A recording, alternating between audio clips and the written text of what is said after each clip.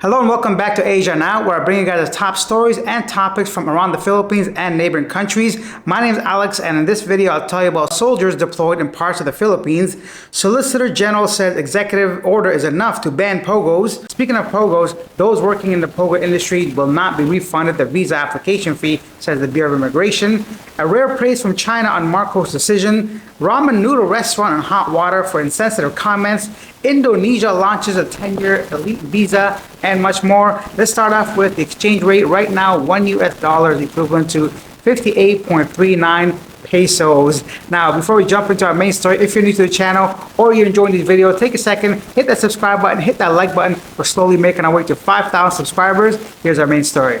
Soldiers are deployed to protect civilians after clashes in Mindanao, North Town. About 100 soldiers backed by Simba armored personnel carriers were deployed in the coastal village of Datu Odin Sensuat Town in Mindanao del Norte province following clashes between armed men that left one deceased and 3 injured before dawn on Thursday. The clashes also sent hundreds of families into safer grounds to ensure safety and avoid getting caught in the crossfire. Lieutenant said the Army 6th Infantry Division said the soldiers were deployed to ensure the safety of the civilians. Hostilities erupted on Wednesday night and continued until dawn on Thursday in the adjoining villages of Mambang, Linek, Barak, and Kusiang, all in Datu Udin Sensuat. Soldiers and police officers put up checkpoints to prevent the conflict from escalating while allowing local officials, traditional Muslim leaders, to facilitate peace negotiations between the warring families. Nothing really new for this part of the Philippines. I personally don't know much about it, but I know historically there's always been conflict within that region given the tribes and some religious Muslim groups and all this stuff. So I really don't know enough to comment about it. But yeah, sometimes whenever in the news any type of military or conflict arising usually happens to be within that region. Next up, China issues a rare praise to Marcos for his ban on POGOs. China issued a rare compliment to the administration of the Philippines. China, through the embassy in Manila, blatantly welcomed Marcos' move by saying, "We believe the decision echoed the call of the Philippine people and served the common interests of people of both countries." A Chinese embassy statement issued Thursday night in Manila said China is ready to continue its strong law enforcement and cooperation with the Philippines and better protect the safety and well-being of the two peoples. This may not seem like a big deal to a lot of people, but it's very rare that China will come out directly, say anything positive or praise the Philippines. Not just the Philippines, I mean, unless they're really, really good friends with some certain nations. They're usually very diplomatic and they don't usually praise other countries, not at least publicly and verbally in such a direct way. While staying on the topic of POGOs, an executive order is enough to enforce a ban on the Philippine offshore gaming operators, according to the Solicitor General Bernardo Govera. So yeah, some issues, some calls, some concerns were whether the Philippines President Marcos has the power to straight up like ban the POGOs without going to proper procedure through the Senate, to the House, through all the legal mumbo jumbo I don't really know much about. But apparently, according to this guy, he has a right, an executive order to go ahead and ban it. Just a little bit more on POGOs. The Bureau of Immigration has come out and said that those who have applied for basically work visas, working in POGOs, they will not be getting a refund once they leave the country within the next 2 months as ordered. So yeah, I mean, kind of, I felt that was an obvious thing, but I guess they wanted to be sure that people know, don't try to apply for a refund for your application fee to come into the country. Let me know, what do you think of that? Do you think those people that were basically given work visas to work in POGOs should get the refund for that visa application fee? I think it's about $120, but that just could be what I'm reading online. It could be a whole bunch of back end stuff. Maybe they deserve the refund, maybe they don't, but I feel like the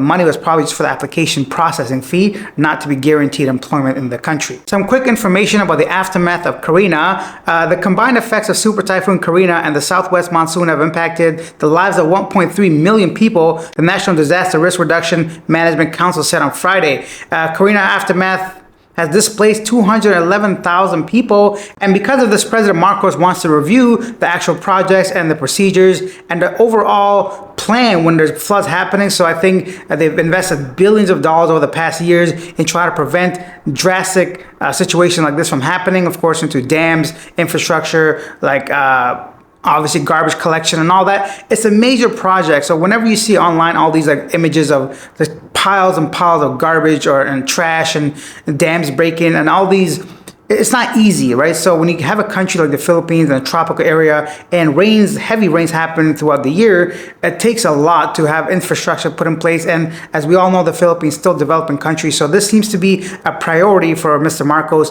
and his administration, plus other people. So I hope in the next maybe 5-10 years, they can have a proper way of dealing with heavy rain, such as what we saw recently. Next up, a ramen restaurant apologizes for insensitive post about ramen weather. Mindanao Ramen Bar on Wednesday took down its social media post welcoming Filipinos and telling them to, quote, wait out the storm in comfort inside its branches. I quote, our doors are open, come dine with us and wait out the storm in comfort. We'll keep you warm and dry, the ramen joint added. The post was accompanied by a publication material that featured the following text. Now this is ramen weather. Come, we'll keep you warm and dry. Some social media users were not pleased with the content, with others calling it insensitive to Filipinos who were struggling and stranded in floodwater or evacuating from their homes at that time. Yeah, personally, I think it's a tad insensitive, to be honest, considering people lost their lives and they were displaced. Let me know in your comments down below. What do you think? Do you think it's sensitive or just another marketing ploy that we shouldn't take too seriously? In some crocodile news, the Philippines Coast Guard captured a crocodile that had been spotted swimming near Sanakpa Beach in Boracay Thursday. The reptile was safely handed over to the Department of Environmental and Natural Resources for further care and management. Check out the size of that bad boy. I know in the US, Florida, I assume crocodiles can be seen regularly and it's not a big deal, but to me, that thing looks ancient and dinosaur-like. So I would not want to be near that and anywhere near the ocean or when I'm swimming. Next up in Jakarta, Indonesia has launched a long-term visa scheme on Thursday intended to attract foreign investors with an amount of 10 million, giving them a 10-year visa and access. So basically, if you got $10 million, you can get a 10-year visa in Indonesia. I mean, I don't want to go to Bali that badly. Plus, anybody having $10 million to invest into a country, I'm pretty sure they're not really worried about visa stays. They have ways around that kind of stuff, legal, legit ways, and probably without having to spend $10 million to stay in a country. I mean, if you got that kind of money and you want to invest, maybe, but I really doubt there's going to be many people applying for this visa. And just quickly in Thailand, a whole bunch of news. You guys can go ahead and check this out on your own if you want, but a man tries to steal a masseuse's phone after failing to rape her. Homeless people having sex in temples, ecstasy pills being confiscated by the police, love triangles, deaths, landslides, and a whole bunch of craziness as usual. It's just too much to cover usually. I mean, it'll just be all graphic and violent and just video will be demonetized for sure if I continue to go into these details. So let's go on to our section now called Yesterday Today, where I read some of the most popular comments. Mike the Digital Nomad said the Philippines is considered one of the world's biggest contributors to ocean plastic pollution. In 2019, the country was responsible for 36.38% of the world's oceanic plastic waste, which is more than double the amount of the second largest contributor, India. Glad to see them make an effort to clean up their waterways. Yeah, definitely. This is something I knew before. It's definitely something to take note of. It is a shame, to be honest. The beautiful country of the Philippines deserves a little bit better.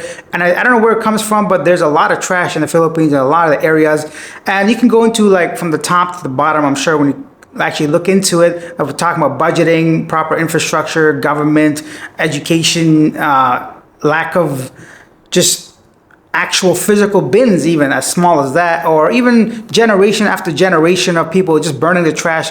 Historically speaking, there's a lot to get into, and I'm not here. I don't know enough to talk about it, but it's definitely something that I think the Philippines are doing a great job. At least moving forward, they're trying to consider this as a priority. And as we can see, I've actually seen signs now talking about, you know, don't throw your trash on the floor. And even against the river recently, there was a post, a sign that went up saying you'll be fine if you dump your stuff. So baby steps, right? Eventually, hopefully, all this gets cleared up in the future. Going on to our next comment. At the Philippine Vibe says, I can't stand Mayweather. I wish Pacquiao had destroyed him when they fought. Pac would have knocked him or knocked out Mayweather if they fought when they first were supposed to have, and not towards the end of Pac-Man's career. I really enjoy your news channel and the way you deliver the news. Great job. Keep it up, Alex. Prayers to the Filipino people suffering from the typhoon. Yeah, thank you very much. And this was in regards to Pacquiao being named the top Asian athlete of the 21st century. And we'll leave it there. Oh, I also want to thank Lionel, who sent me a gift of buying me a coffee. Thank you so much, Lionel. I appreciate that. And if you guys want to go ahead and support this channel a bit more, I've left a link to buy me a coffee in the description as well. I think there's also like a super thanks button at the bottom of this video. It's like a heart with the money. You guys can go ahead and donate that way. If not, then I do appreciate you guys just watching, giving a thumbs up and commenting down below